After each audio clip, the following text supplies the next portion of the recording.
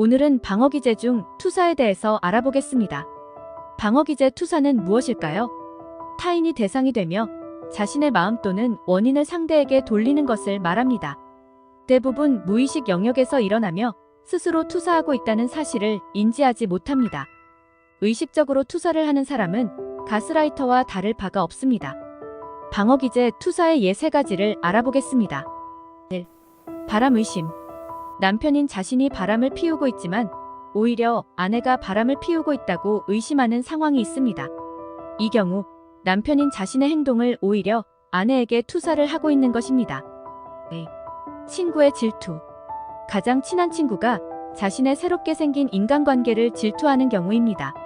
질투하는 친구는 나의 새로운 인간관계의 사람이 오히려 우리 둘을 질투한다고 비난할 수 있습니다. 3. 자식의 결혼. 결혼을 앞두고 있고 결혼 상대자와 더 많은 시간을 보내게 될 것입니다. 이때 부모님 중 한 분 누군가는 불안감을 느끼고 더 많이 통제할 수 있습니다. 또는 결혼 상대가 불안정하고 집착하고 있다고 비난할 수 있습니다. 방어기제 중 투사를 하는 이유와 심리. 모든 사람은 사회적 동물이므로 자신과 다른 사람들에게 잘 보이고 싶어 합니다. 자신의 긍정적인 면은 더 부각시키고 싶고 부정적인 면은 숨기려 하는 것은 자연스럽게 일어납니다.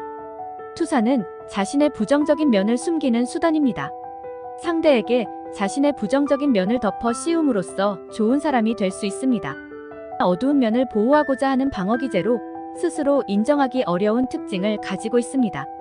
이제 상대가 나에게 방어기제 투사를 하고 있다는 신호 5가지를 알아보겠습니다. 1. 과민 반응. 분노 표현은 자연스러운 일입니다. 그러나 상대의 분노가 상황에 맞지 않는 경우가 아닌지 확인해야 합니다. 투사를 하는 사람은 분노해야 할 상황이 아닌데 과민 반응하는 경우가 많습니다. 공격하는 것처럼 보일 수도 있지만 실제로는 자신 내면의 갈등에 휘말려 자신의 어두운 면을 더 숨기려 하는 중입니다. 상대의 과민 반응이 반복되고 같은 패턴을 겪고 있다면 체크해야 합니다. 2. 비난. 상대가 나에게 투사하고 있을 때 정말 빠르게 비난으로 전환되는 경험을 겪을 수 있습니다. 투사하는 상대는 정확한 사실이 중요하지 않습니다. 자신의 어두운 면을 덮는 것이 더 중요하며 내가 하지 않은 일이나 말도 안 되는 비난하는 것이 계속될 뿐입니다. 3. 왜곡.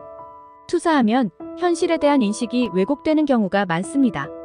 투사하는 상대가 만들어둔 세계에서 나는 이미 정해져 있는 이미지를 가지고 있습니다. 그 왜곡된 이미지를 가지고 나에게 비난을 퍼붓고 현실을 자각할 마음이 없습니다. 감정적이기 때문에 이런 상황에서 상대의 마음을 바꾸도록 설득하는 것은 어렵습니다.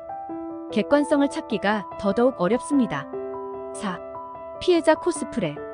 유독 자신의 인생엔 자신이 피해자의 삶을 살았다고 말하는 것이 일반적입니다. 상대를 비난하는 것만으로는 충분하지 않을 것이며 내가 상대에게 죄책감을 느끼기를 원합니다. 그래서 내가 하지 않은 일이지만 계속해서 자신이 피해자임을 이야기합니다. 5. 듣고 싶은 것만 듣는 능력. 이상하게 상대는 이야기할 때 자기가 듣고 싶어 하는 것만 듣습니다. 내가 말하는 것의 일부를 선택적으로 듣고 원래 의미를 빼먹은 채 자신이 이해하고 싶은 대로 바꿔 듣습니다. 시청해주셔서 감사합니다.